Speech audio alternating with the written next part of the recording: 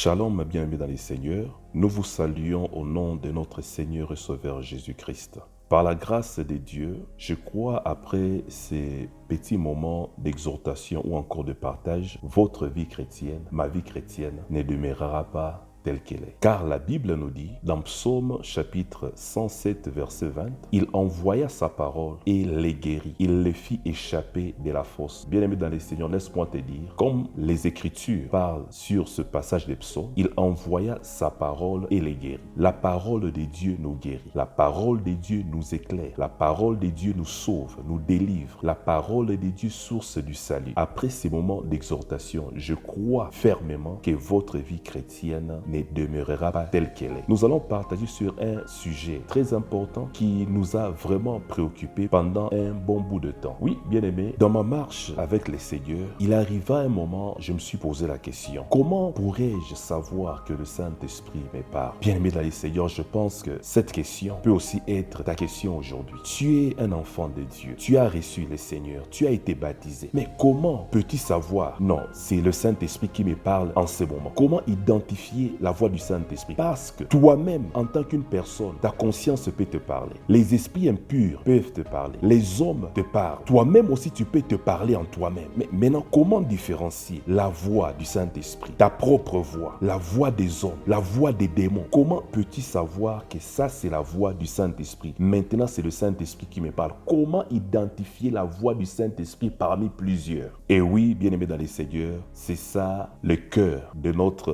petite exhortation en ce moment. D'abord, pour commencer, le Saint-Esprit n'est pas une chose. En bref, le Saint-Esprit est une personne. Le Saint-Esprit est une personne, mais c'est juste une personne qui est invisible. Une personne qu'on ne peut pas voir avec nos deux yeux. Le Saint-Esprit, c'est Dieu. Le Saint-Esprit, c'est Dieu lui-même. Emmanuel, Dieu parmi les hommes. Le Saint-Esprit est une personne. Le Saint-Esprit est une personne. Bien-aimé dans les Seigneurs, imaginez-vous un peu s'asseoir avec une personne. Cette personne te parle, mais tu ne réponds pas. Cette personne te parle, mais tu l'ignores. Pour finir, cette personne finir par se décider de se taire.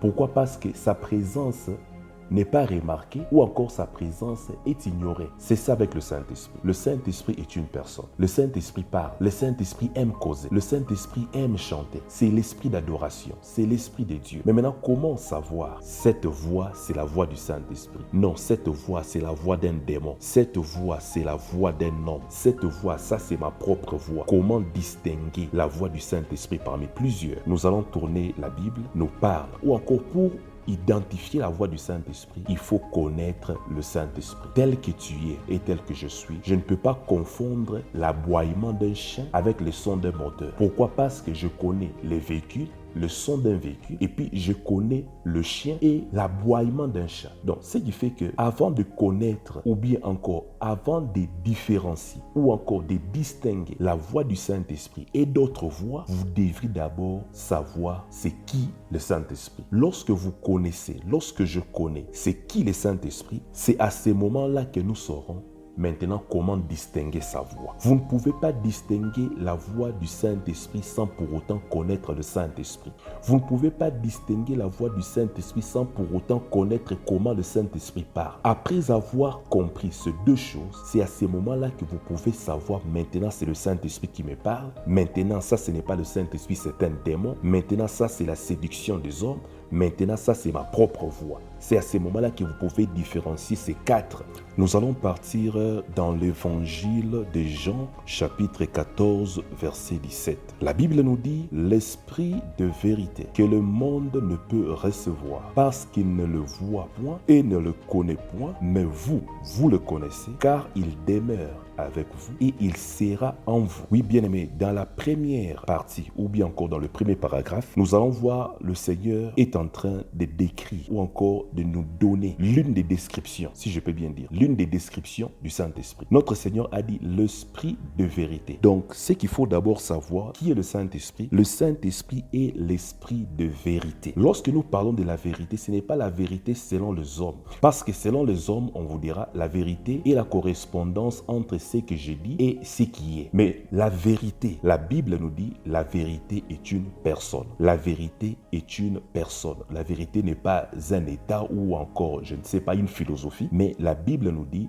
La vérité est une personne et la vérité c'est Jésus. Jésus-Christ dit, je suis le chemin, la vérité et la vie. Alors sur ce point, si on peut encore reposer la question, comment savoir si c'est le Saint-Esprit qui me parle? Nous devons d'abord savoir le Saint-Esprit et l'Esprit de vérité. Le Saint-Esprit nous parle selon la parole parce que Jésus-Christ est la vérité. Jésus-Christ est la parole. Le Saint-Esprit utilise la parole de Dieu pour nous parler. Le Saint-Esprit nous parle, mais il nous parle toujours à la lumière de la parole de Dieu. Il nous parle toujours à la lumière de la parole de Dieu, non pas en dehors. Car bien aimé dans le Seigneur, si l'Esprit de Dieu nous parle selon la vérité qui est la parole de Dieu, nous devons maintenant savoir, il y a aussi ce qu'on appelle l'esprit de l'erreur, l'esprit d'erreur. L'esprit impur nous parle selon l'erreur. L'esprit impur nous parle des choses qui sont hors contexte. L'esprit de l'erreur nous parle ou bien encore peut nous donner une partie de la vérité, mais non toute la vérité. Pourquoi? Parce que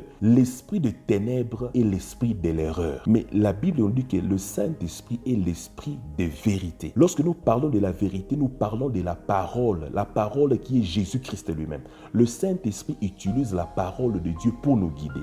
Le Saint-Esprit nous parle et lorsqu'il nous parle, il nous parle à la lumière de la parole. Il nous parle à la lumière de ce qui est écrit. Je me souviens autrefois, j'ai vu un prophète dire à une femme mariée, non, le Saint-Esprit m'a dit, toi tu dois devenir mon épouse. Oh, bien-aimé dans le Seigneur. Raison pour laquelle cet enseignement est très important. Un prophète qui dit, non, le Saint-Esprit m'a dit, toi, femme mariée, divorce et viens m'épouser. Bien-aimé dans le Seigneur, en entendant ou encore lorsque vous entendez un soi-disant prophète vous dire une chose pareille, partons dans l'Écriture. Qu'est-ce que la Bible nous dit? Bien-aimé dans le Seigneur, il est extrêmement important pour un enfant de Dieu de connaître ou encore d'identifier la voix du Saint-Esprit. Parce que dans le siècle présent, dans le monde que nous vivons aujourd'hui, si vous ne connaissez pas la voix du Saint-Esprit, bien-aimé, si je ne discerne pas la voix du Saint-Esprit, alors notre chute est inévitable. Pourquoi? Parce qu'il y a trop de séduction. Tout le monde parle au nom de Jésus. Tout le monde parle au nom du Saint-Esprit. Mais comment savoir si réellement c'est le Saint-Esprit? Numéro 1, nous devons savoir que l'Esprit de Dieu, le Saint-Esprit est l'Esprit de vérité. L'Esprit de vérité nous parle selon la parole de Dieu intégrale. Non pas en partie, mais en entièreté. Le Saint-Esprit nous parle selon la parole de Dieu. Car il est l'Esprit de vérité. Numéro 1. Numéro 2, le Saint-Esprit est l'Esprit de vie. Je répète encore, le Saint-Esprit est l'Esprit de vie. Nous allons tourner nos Bibles dans Romains chapitre 8, verset 2. La Bible nous dit, en effet, la loi de l'Esprit de vie en Jésus-Christ m'a affranchi de la loi du péché et de la mort. Bien-aimé dans le Seigneur, l'Esprit de Dieu est l'Esprit de vie. Lorsque le Saint-Esprit nous parle, nous allons sentir en nous-mêmes, nous allons sentir dans notre esprit, nous allons sentir en nous la vie. Nous allons sentir une paix. Nous allons sentir quelque chose. Quelque chose, je ne sais pas comment décrire cela, mais c'est ce que la Bible nous dit, c'est la vie. Nous allons sentir la vie divine en nous. Nous allons sentir la vie. Le Saint-Esprit ne peut pas te parler et puis après, tu commences à sentir une culpabilité sans issue.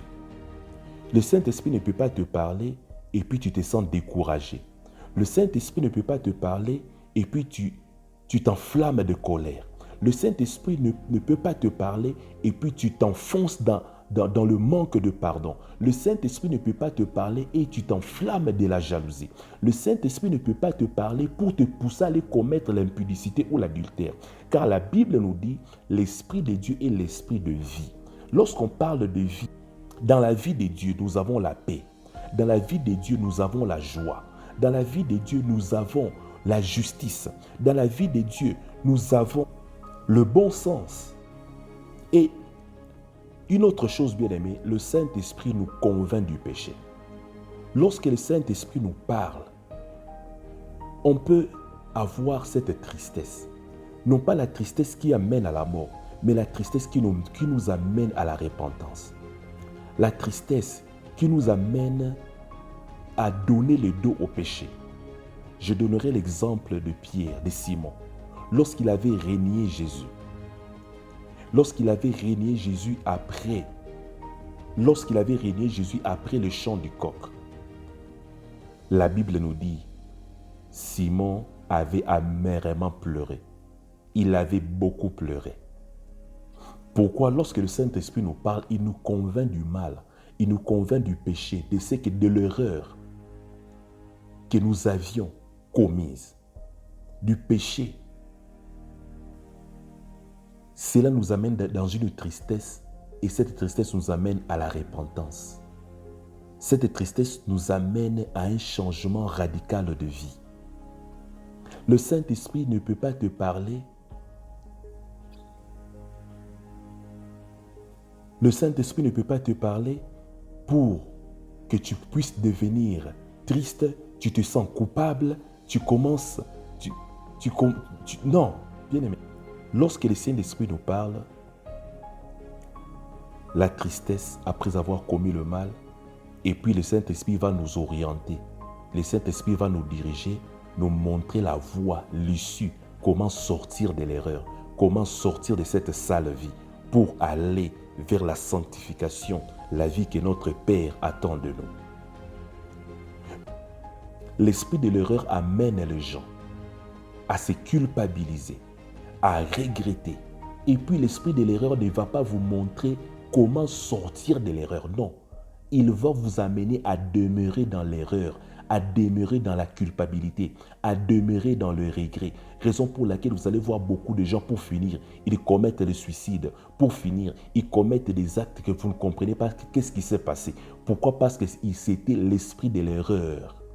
Un esprit impur l'a parlé.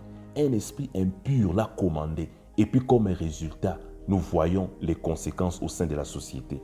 En bref, bien-aimé, dans 2 mots, comme je peux le résumer, l'Esprit de Dieu est l'Esprit de vérité. Lorsque l'Esprit de Dieu nous parle, il nous parle selon la vérité qui est la parole de Dieu, Jésus-Christ. Le Saint-Esprit nous parle selon la parole de Dieu. Et lorsque le Saint-Esprit nous parle, nous sentons la vie, nous sentons l'encouragement. Lorsque le Saint-Esprit nous parle, nous sentons un souffle nouveau. Lorsque le Saint-Esprit nous parle, nous nous sentons encouragés, nous nous sentons fortifiés, nous nous sentons éclairés. Parce qu'il est l'Esprit de vie. Il est l'Esprit de vie. Comme Romains chapitre 8, verset 2 nous le dit.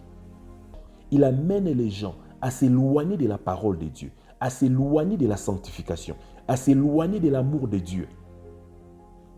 Ça, c'est l'esprit d'erreur. Alors, bien aimé dans le Seigneur, à chaque fois que vous entendez une voix dans votre cœur, posez-vous la question, cette voix que j'entends, elle m'amène près de Dieu ou elle m'amène loin de Dieu? Cette voix que j'entends, elle m'amène près de la parole de Dieu, dans la parole de Dieu, ou encore elle me fait sortir de la parole de Dieu? Troisièmement, cette voix que j'écoute, les choses que cette voix me dit, ce sont des choses que Jésus-Christ lui-même pouvait pratiquer s'il était sur la terre. Ce que cette voix me dit, si Jésus-Christ était ici sur la terre, les choses que cette voix me dit, est-ce que Jésus-Christ lui-même pouvait pratiquer ces choses? Si oui, c'est la voix de Dieu. Sinon, c'est la voix de l'erreur. Nous allons nous limiter par ici aujourd'hui. Que le Seigneur vous bénisse. C'était alors votre bien-aimé Bob, l'évangéliste depuis l'Afrique du Sud. Que Dieu vous bénisse.